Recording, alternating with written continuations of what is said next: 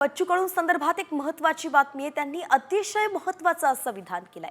दिव्यांग आणि विधवा महिलांबाबत सरकार तुझ्याभाव करत असल्याचा मोठा आरोपच माजी आमदार बच्चू कडू यांनी केलेला आहे। लाडक्या बहिणींसाठी सरकारकडे पैसे आहेत, मात्र दिव्यांग आणि विधवा महिलांसाठी पैसे नाहीत असा थेट आरोप त्यांनी सरकारवरती केलाय। सरकारच्या या सापत्न वागणुकीचा निषेध करण्यासाठीच आता किल्ले रायगडावरती पायथ्याशी जाऊन बच्चू कडू 21 फेब्रुवारीपासून आंदोलन सुरू करणार आहेत।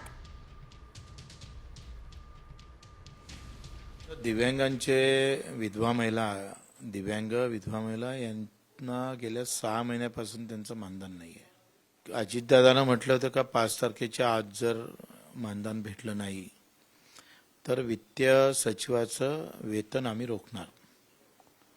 ते वेतनही रोखलं नाही आणि मानधन सुद्धा 5 तारखेच्या आत भेटलं नाही। आता आम्ही 21 तारखेपासून रायगडाच्या पायथ्याशी जिजाऊ माताच्या समाधीजवळ जुनी राजधानी जी शिवकालीन राजधानी आहे त्या राजधानीतून आंदोलन करणार आहोत।